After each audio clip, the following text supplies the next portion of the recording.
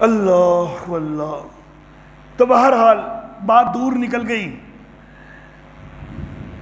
محاصرہ کرنے کا حکم ہو گیا بنو قریظہ کا، اور پھر کچھ عرصہ محاصرہ جاری رہا۔ پھر یہودی ہتھیار ڈالنے کے لیے تیار ہوئے۔ حضرت سعد بن معاذ رضی اللہ تعالی عنہ، لمبی چوڑی تفصیل جو ہے اس کو تو میں نظر انداز کرنا چاہوں گا۔ سعد بن معاذ رضی اللہ تعالیٰ عنہ کے اوپر اتفاق ہوا کہ وہ جو فیصلہ کریں گے اس کے مطابق عمل کیا جائے گا۔ یہودیوں کو توقع تھی کہ حضرت سعد بن معاذ ہمارے پرانے دوست ہیں تو وہ ہمارے لیے نرمی والا فیصلہ کریں گے۔ حضرت سعد بن معاذ رضی اللہ تعالیٰ عنہ غزوہ احزاب کے اندر شدید زخمی ہو چکے تھے، یہ اس جگہ پر موجود بھی کوئی نہیں تھے۔ اب فیصلہ ان کے اوپر آ گیا، یہود نے بھی گویا کہ تسلیم کر لیا کہ یہ جو فیصلہ کریں گے ہمیں تسلیم ہوگا۔ دوسری طرف سعد بن معاذ، اگرچہ ان کی بنو قریظہ کے ساتھ بڑی پرانی گہری دوستی تھی، لیکن اسلام کے مقابلہ میں کوئی دوستیاں نہیں ہیں۔ صحابہ کرام کے لیے اسلام سب سے آگے تھا ہمیشہ۔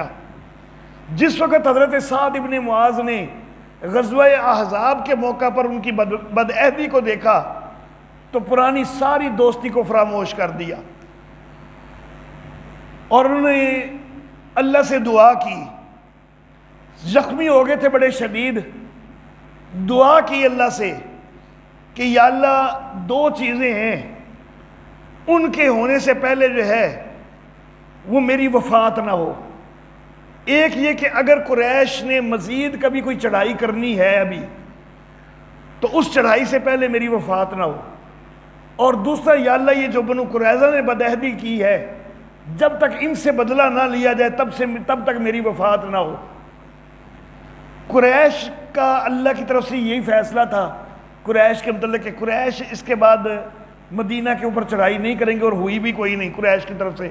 غزوہ خندق میں یہ آخری چڑھائی ہوئی ہے، تو یہ چیز جو ہے یہ تو اللہ کے کاغذوں میں پہلے ہی ہو طے تھی۔ دوسری چیز بھی قبول ہو گئی اللہ کی بارگاہ میں کہ بنو قریظہ سے جب تک بدلہ نہ لیا جائے تو حضرت سعد جو ہے ان کو وفات نہیں آئے گی۔ تو یہ تو اپنے دل میں بھرے بیٹھے تھے یہود کے خلاف۔ یہود کو یہ توقع تھی کہ وہ ہمارے پرانے گہرے دوست ہیں، ہمارے لیے کوئی نرم فیصلہ کریں گے، اس لیے وہ آمادہ ہوئے تھے ان کو حکم بنانے پر، لیکن یہ اپنے دل میں بڑے غصے میں تھے۔ تو نبی اکرم صلی اللہ علیہ وآلہ وسلم نے جب ان کو بتلایا کہ آپ کو حکم مقرر کیا گیا ہے تو انہوں نے کہا کہ جو میں فیصلہ کروں گا کیا وہ مسلمانوں کو قبول ہوگا؟ نبی صلی اللہ علیہ وسلم نے کہا کہ ہاں آپ کو حکم مقرر کیا جا رہا ہے، کیوں نہیں قبول ہوگا؟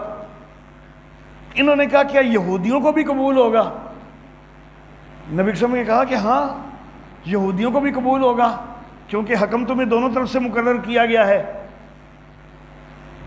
اب حضرت سعد بن معاذ سوچے ہوئے تھے بڑا سخت فیصلہ، اور حضرت سعد بن معاذ یہ بھی جانتے تھے کہ نبی اکرم صلی اللہ علیہ وسلم کی طبیعت تو ہے بڑی نرم، تو اتنا سخت فیصلہ کیا نبی اکرم صلی اللہ علیہ وسلم نافذ کریں گے یا نہیں کریں گے؟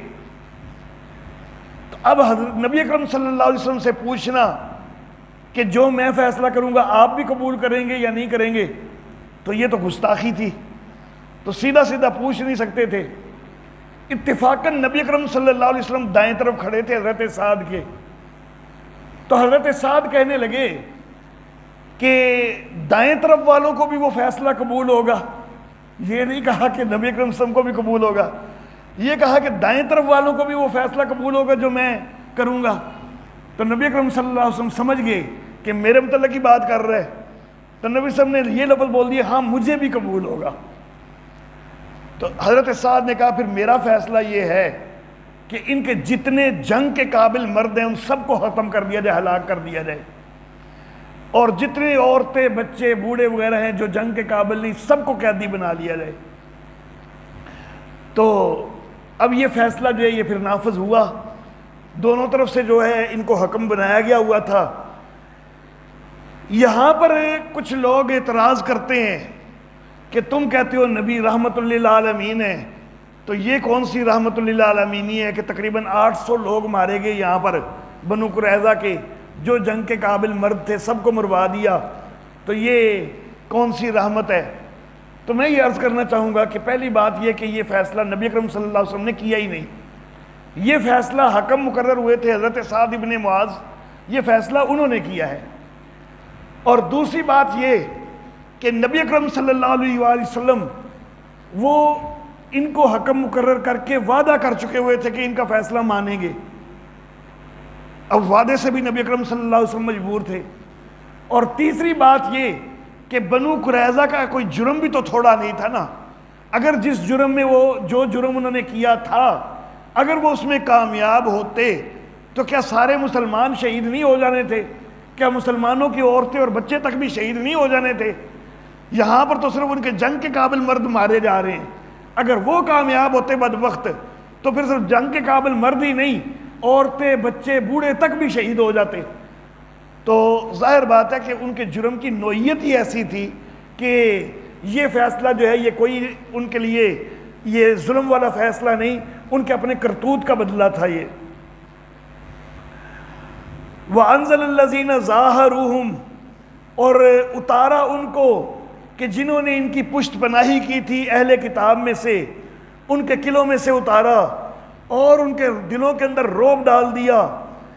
ایک جماعت کو تم قتل کر رہے تھے اور ایک جماعت کو تم قیدی بنا رہے تھے، جو جنگ کے قابل تھے ان کو قتل کیا گیا اور جو بچے بوڑھے عورتیں وغیرہ تھے ان کو قیدی بنایا گیا۔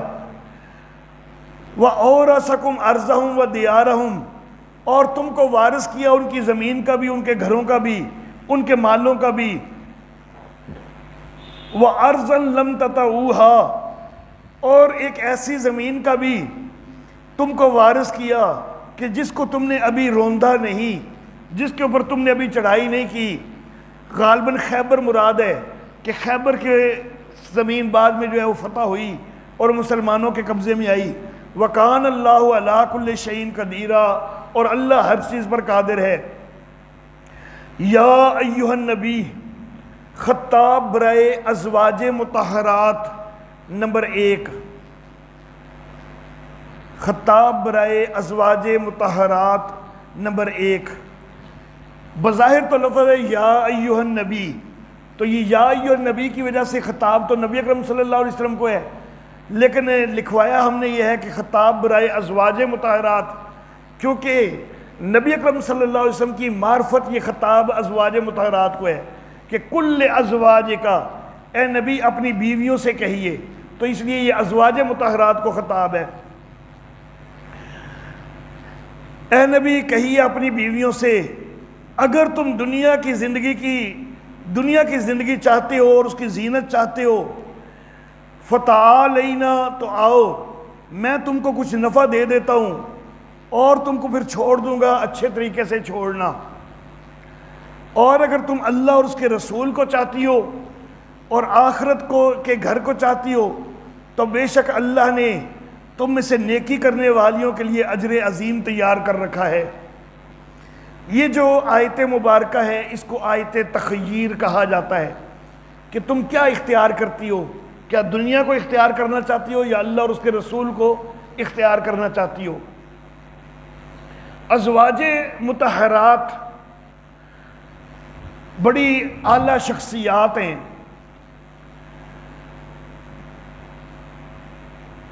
لیکن کچھ چیزیں ایسی ہوتی ہیں کہ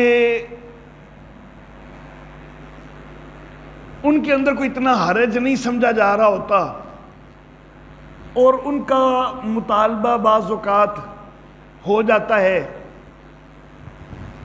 اور وہ کوئی ناجائز مطالبہ بھی نہیں ہوتا، لیکن دوسری طرف اگر ہیں نبی اکرم صلی اللہ علیہ وآلہ وسلم، تو نبی اکرم صلی اللہ علیہ وسلم کے ایک اپنا مزاج ہے، ایک اپنی جو ہے وہ دل کی کیفیت ہے۔ ازواج مطہرات تنگی کی حالت میں بھی گزارا تو کرتی رہی ہیں اور کر بھی رہی ہیں ابھی بھی،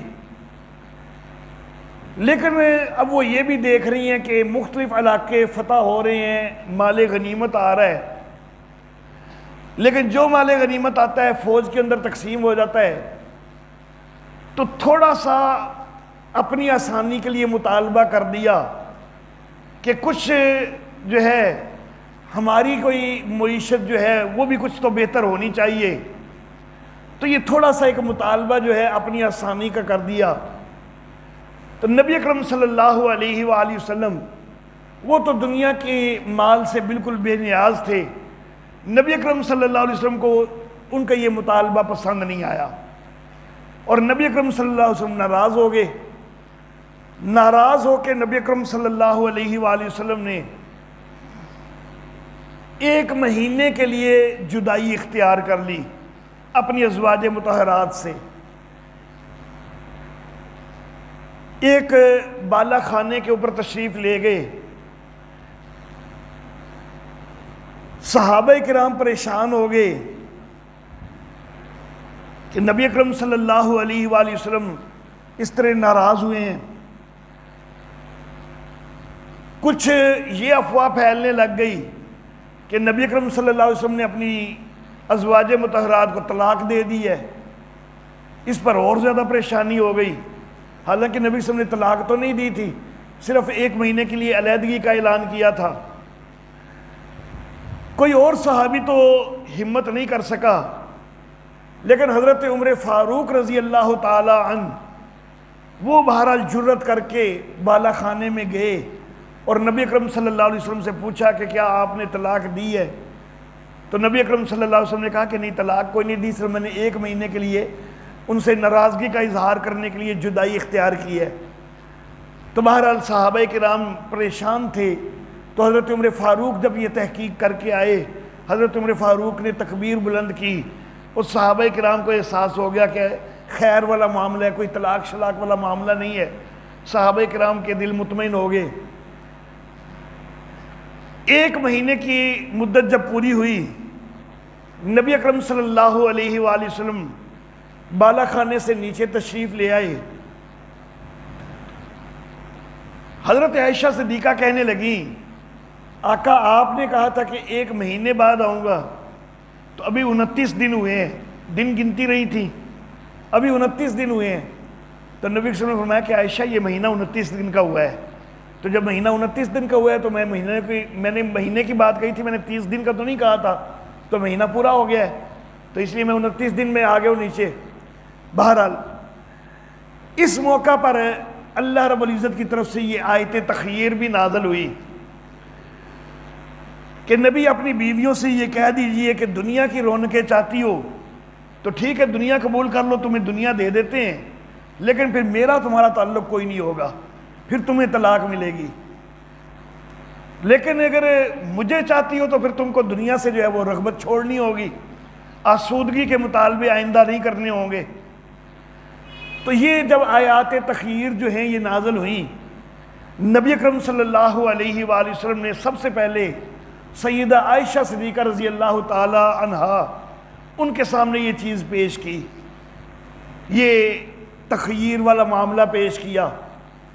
اب نبی اکرم صلی اللہ علیہ وآلہ وسلم کو خود کو سیدہ عائشہ صدیقہ رضی اللہ تعالی عنہا سے محبت بھی بڑی تھی، اور حضرت عائشہ صدیقہ رضی اللہ تعالی عنہا کم عمر بھی تھیں۔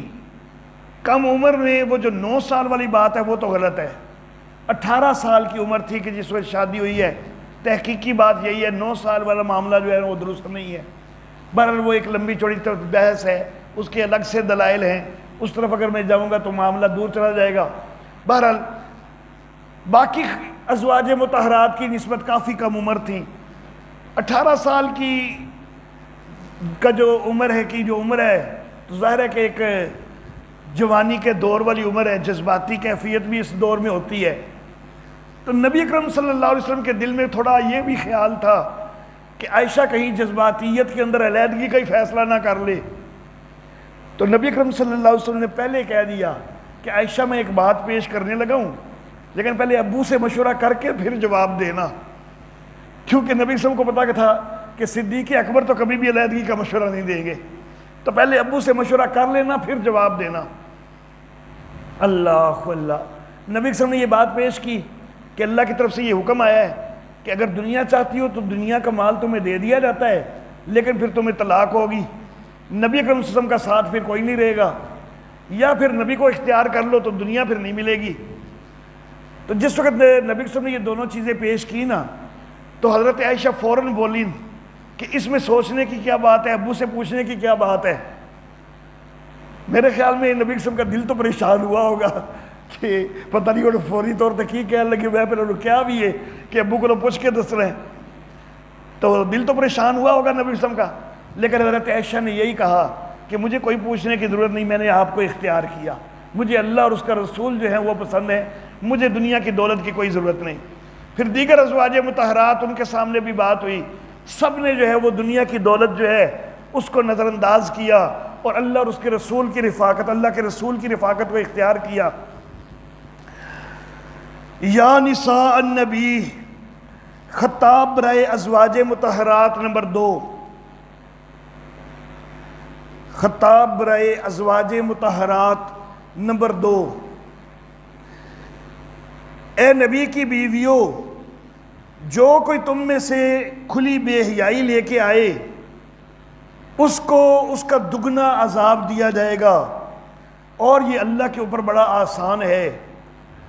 اور جو کوئی تم میں سے فرما برداری کرے اللہ اور اس کے رسول کی، اور وہ نیک عمل کرے تو اس کا اجر بھی دگنا ہوگا، اور ہم نے اس کے لیے عزت کی روزی تیار کی ہے، عزت کا رزق تیار کیا ہے۔ یہاں پر پہلے یہ لفظ آئے کہ جو تم میں سے فاحشہ مبینہ کھلی بے حیائی کا ارتکاب کرے، یہاں پر کھلی بے حیائی جو ہے اس سے مراد بہرحال زنا نہیں ہے، کیونکہ نبی کے گھر کے اندر کوئی بھی زانیہ خاتون کسی نبی کے گھر میں کبھی نہیں ہو سکتی، اس لیے فاحشہ مبینہ سے زنا مراد کبھی نہیں ہو سکتا۔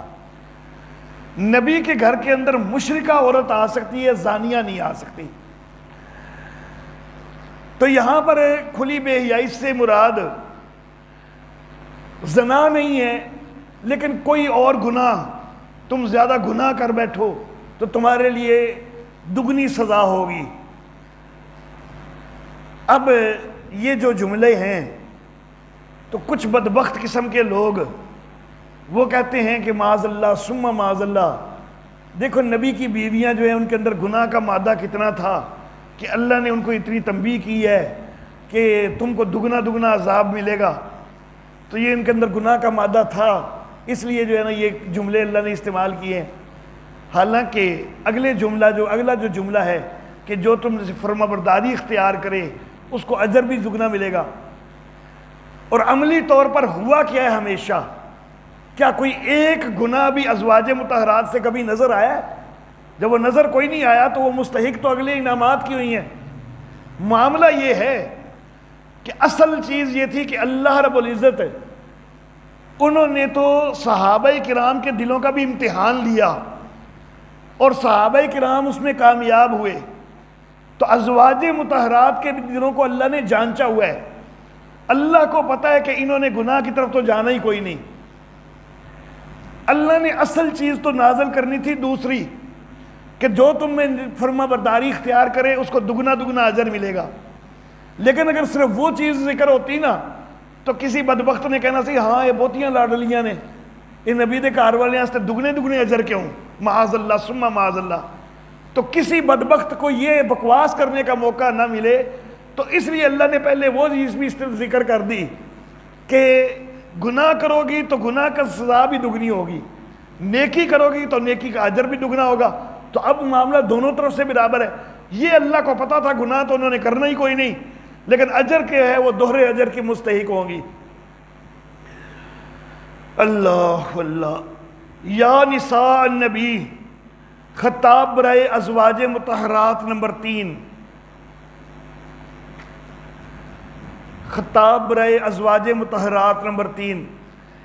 نبی کی بیویوں، تم عام عورتوں میں سے کسی ایک کی طرح نہیں ہو کہ تم ڈرو اور دب کے بات کرو، پھر وہ طمع کرنے لگ جائے کہ جس کے دل میں بیماری ہے، اور تم کو چاہیے کہ تم معقول بات کرو۔ یہاں پر ایک معاملہ آگے پیش آ رہا ہے۔ نبی اکرم صلی اللہ علیہ وآلہ وسلم کے منہ بولے بیٹے ہیں حضرت زید ابن حارثہ رضی اللہ تعالی عنہ۔ یہ اپنے ننیال میں گئے ہوئے تھے بچپن میں، ننیال کے اوپر حملہ ہوا اور یہ جو ہے چھوٹے بچے تھے، حملہ آور نے ان کو پکڑ لیا، گرفتار کر لیا، پھر ان کو کسی نے آگے بیچ دیا کسی کے آگے، بکتے بکاتے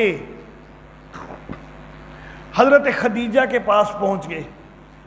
حضرت خدیجہ رضی اللہ تعالی عنہا انہوں نے حضرت حکیم بن حزام رضی اللہ تعالیٰ عنہ سے کہہ رکھا تھا کہ کوئی اچھا غلام اگر بکتے ہوئے نظر آ جائے تو میرے لیے خرید لینا، تو انہوں نے حضرت عائشہ کے حضرت خدیجہ کے لیے خرید لیا۔ اب یہ حضرت زید ابن حارثہ حضرت خدیجہ کے پاس ہیں، پھر حضرت خدیجہ رضی اللہ تعالی عنہا کا نکاح ہو گیا نبی اکرم صلی اللہ علیہ وآلہ وسلم کے ساتھ۔ جب نبی اکرم صلی اللہ علیہ وسلم اس کے ساتھ نکاح ہوا تو حضرت خدیجہ نے یہ غلام زید بن حارثہ تحفے کے طور پر نبی اکرم صلی اللہ علیہ وسلم کو دے دیے۔ اب یہ نبی اکرم صلی اللہ علیہ وسلم کے پاس رہ رہے ہیں بحیثیت غلام۔ کچھ عرصہ بعد ان کے والد، چچا اور بھائی، ان کو کسی طرح اطلاع مل گئی کہ ہمارا بچہ جو ہے وہ مکہ کے اندر محمد نام کے ایک شخص کے پاس بطور غلام ہے۔ نبی اکرم صلی اللہ علیہ وسلم اس وقت ابھی نبی نہیں بنائے گئے تھے جس وقت کا یہ معاملہ ہے۔ باپ اور چچا اور بھائی آگے ان کو لینے کے لیے۔ نبی اکرم صلی اللہ علیہ وسلم نے کہا کہ اگر تمہارا بیٹا ہے تو مجھے دینے کے لیے کوئی اعتراض نہیں، میں دے دیتا ہوں آپ کو آپ کا بیٹا۔ انہوں نے کہا تھا کہ آپ ہم سے منہ مانگی قیمت بھی لے لیں اور ہمارا بچہ دے دیں ہمیں۔ نبی صاحب نے کہا کہ اگر آپ کا بیٹا، مجھے تم سے پیسے لینے کی کوئی ضرورت نہیں، میں ویسے ہی تمہیں دے دیتا ہوں، لیکن ایک چیز ہے کہ زید سے پہلے پوچھنا ہوگا۔ اگر زید تمہارے ساتھ خوش دلی سے جانا چاہے پھر ضرور لے جاؤ، لیکن اگر زید نہ جانا چاہے، میرے پاس ہی رہنا چاہے، تو پھر تم نہیں لے کے جا سکو گے۔ اب انہوں نے سوچا کہ وہ ہمارا بیٹا ہے، یہاں پر غلامی کی زندگی گزار رہا ہے، بھلا وہ کیسے پسند کرے گا کہ یہیں پہ رہے؟ وہ تو ہمارے ساتھ ہی جانا پسند کرے گا، گھر میں اس کی مائیں بہنیں وغیرہ بھی ہوں گی تو ان کی محبت بھی اس کو کھینچ رہی ہوگی۔ تو انہوں نے کہا کہ ٹھیک ہے، ہمیں یہ شرط منظور ہے، زید اگر اپنی مرضی سے جائے گا تو لے کے جائیں گے، ہم زبردستی نہیں لے کے جائیں گے۔ نبی اکرم صلی اللہ علیہ وسلم نے حضرت زید کو بلایا، ان سے کہا کہ یہ 3 لوگ آئے ہیں، کیا تم ان کو پہچانتے ہو؟ حضرت زید نے کہا کہ ہاں، یہ میرے والد ہیں، یہ میرے چچا ہیں، یہ میرا بڑا بھائی ہے، میں سب کو پہچانتا ہوں۔ نبی اکرم صلی اللہ علیہ وسلم نے کہا کہ یہ تمہیں لینے آئے ہیں، لیکن میں نے ان کے سامنے ایک شرط رکھی ہے کہ زید اگر اپنی مرضی سے جانا چاہے تو لے جاؤ، اگر زید میرے پاس رہنا چاہے تو پھر تم مجھے میرے پاس ہی چھوڑ جاؤ، تو تمہارا کیا خیال ہے؟ اب باپ، چچا اور بھائی کو تو یہی امید تھی کہ زید تو فوراً کہیں گے میں جانا چاہتا ہوں، لیکن حضرت زید کو نبی اکرم صلی اللہ علیہ وآلہ وسلم سے اتنی زیادہ محبت ملی ہوئی تھی کہ ساری محبتیں اس کے آگے ہیچ ہو چکی تھی۔ اپنے باپ کی محبت، چچا کی، بھائی کی، ماں کی، بہنوں کی محبت، وہ سب پیچھے ہو چکی، اور نبی اکرم صلی اللہ علیہ وسلم کا جو حسن سلوک تھا، نبی اکرم کی طرف سے جو ان کو محبت ملی ہوئی تھی، وہ اتنی آگے بڑھ گئی کہ انہوں نے کہا کہ میں تو یہی رہوں گا، میں نہیں جانا چاہتا۔ باپ، چچا اور بھائی حیران کہ یہ کیا ماجرا ہے۔ اب نبی اکرم صلی اللہ علیہ وسلم نے اس موقع پر ایک اعلان کر دیا کہ آج تک تو یہ میرے پاس رہ رہا تھا بحیثیت غلام، بحیثیت غلام بھی میں نے اس کے ساتھ بڑا محبت والا ہی رویہ رکھا ہے، لیکن آج سے میں اس کو اپنا بیٹا بنا رہا ہوں۔ اب باپ، چچا اور بھائی جو ہیں وہ کافی مطمئن ہو گئے کہ جس شخصیت نے جب وہ غلام کے طور پر رکھا ہوا ہے تب اتنے ہمارے بچے کو محبت دی ہوئی ہے اور اتنا اس کے ساتھ خلوص رکھا ہوا ہے، تو اب تو اپنا بیٹا قرار دے رہے ہیں، تو اب تو اور زیادہ جو ہے وہ اس کے ساتھ شفقت اور محبت کا سلوک ہوگا. تو وہ بہرحال مطمئن ہو کے چلے گئے کہ ہمارا بچہ کسی غلط جگہ پر نہیں ہے، بڑی اچھی جگہ پر ہے. یہ واقعہ نبوت سے کتنے سال پہلے پیش آیا ہے اس کا کچھ نہیں پتا.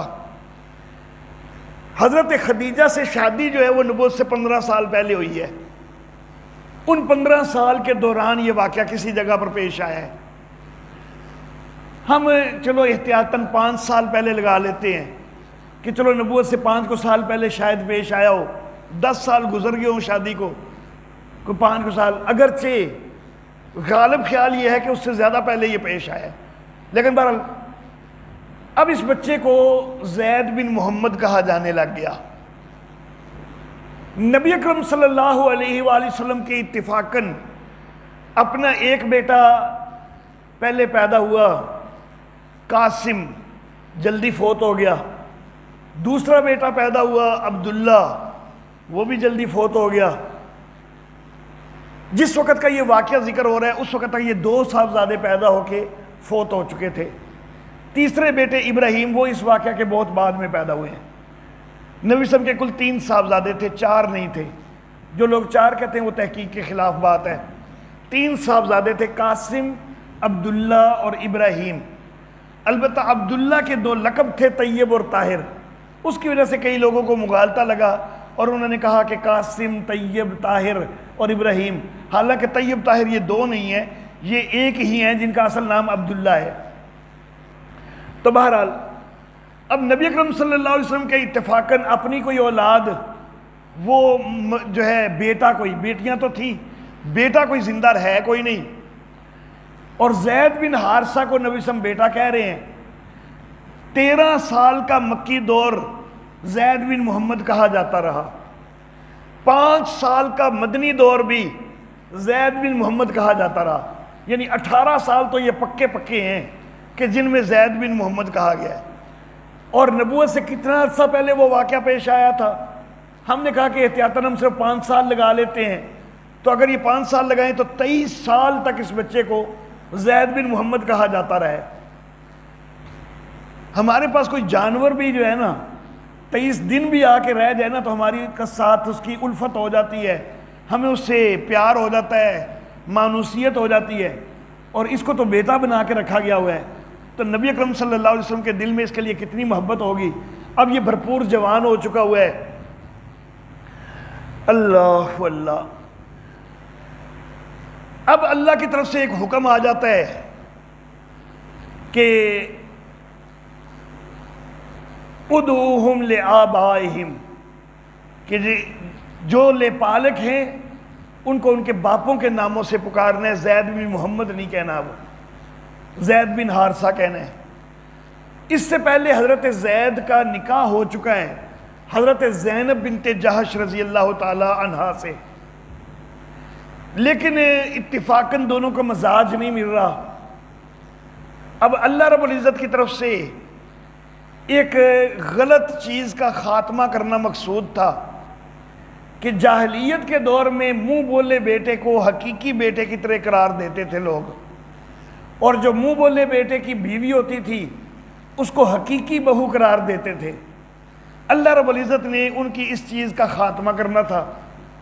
تو اللہ رب العزت کا فیصلہ یہ تھا کہ زید حضرت زینب کو طلاق دیں گے اور حضرت زینب کا نکاح نبی اکرم صلی اللہ علیہ وسلم سے ہوگا. تو یہ ایک واقعہ جو ہے یہ اب پیش آنے والا ہے.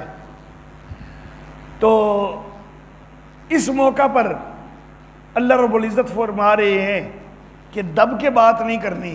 یعنی یہ موقع آ رہا ہے، لوگ بڑی پروپیگنڈے کریں گے، آواز اٹھائیں گے کہ دیکھو جی بہو کے ساتھ نکاح کر لیا ہے. تو تم کوئی دب کے بات نہ کرنا کہ جی ہم کیا کر سکتی ہیں، وہ اپنی مرضی والے ہیں، بلکہ تم 2 ٹوک بات کرنا، کھل کے بات کرنا کہ اللہ کا حکم ہے، انہوں نے اس کے اوپر عمل کیا ہے، تم کون ہوتے ہو اعتراض کرنے والا.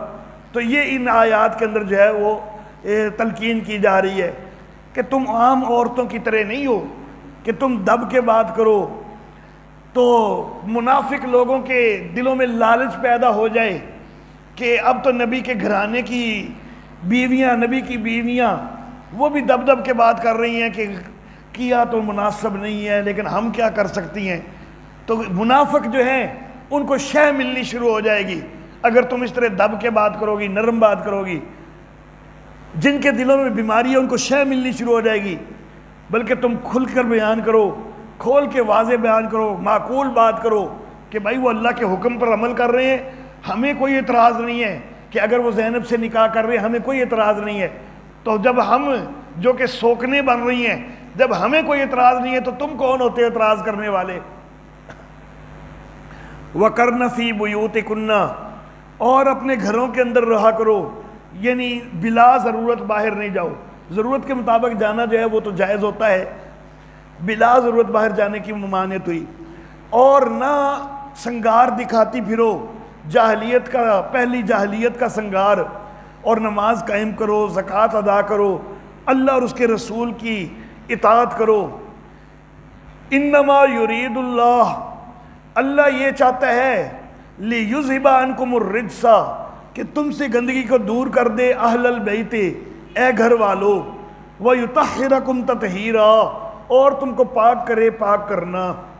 پیچھے سارا ذکر کس کا چل رہا ہے؟ ازواج مطہرات کا. اور آگے پھر کیا اللہ کہہ رہے ہیں؟ وَاذْكُرْنَ مَا يُتْلَى فِي بُيُوتِكُنَّ, اے نبی کی بیویوں جو تمہارے گھروں کے اندر جو ہے اللہ کی آیتیں تلاوت کی جاتی ہیں تم ان کو پڑھا کرو, ان کو یاد کرو. اور جو دانائی کی باتیں ہیں, ان اللہ کان لطیفا خبیرا, تو آگے بھی ازواج مطہرات کا تذکرہ, پیچھے بھی ازواج مطہرات کا تذکرہ. تو یہاں پر بھی جو خطاب ہے کہ اہل البیت, تو یہ ازواج مطہرات کو ہی خطاب ہے. نبی اکرم صلی اللہ علیہ وآلہ وسلم نے جب یہ آیت مبارکہ نازل ہوئی ہے, حضرت ام سلمہ رضی اللہ تعالی عنہا کے گھر میں تھے نبی اکرم صلی اللہ علیہ وسلم. حضرت علی کو بلایا, حضرت فاطمہ کو بلایا, حضرت حسن کو, حضرت حسین کو بلایا, اور نبی اکرم صلی اللہ علیہ وسلم نے ایک چادر ان چاروں کے اوپر بھی دی اور خود بھی اس چادر کے نیچے آئے. اور نبی اکرم صلی اللہ علیہ وسلم نے دعا کی کہ یا اللہ یہ بھی میرے گھر والے ہیں, ان کو بھی یہ جو آپ نے وعدہ کیا ہے کہ اللہ جو ہے وہ پاکیزہ کرنا چاہتا ہے, یا اللہ ان کو بھی پاک فرما دے. تو ازواج مطہرات وہ ہیں اصل مصداق اس آیت مبارکہ کا, ان کے لیے تو خاص طور پر یہ آیت نازل ہوئی. اور یہ جو چار ہیں ان کے لیے نبی علیہ وسلم دعا کر رہے ہیں کہ یہ بھی جو ہے وہ اس کا مصداق بن جائیں. اب جن کے لیے اصل آیت نازل ہوئی ہے ان کے اوپر تو معاذ اللہ زبان تان لوگ کھولیں, اور ان چار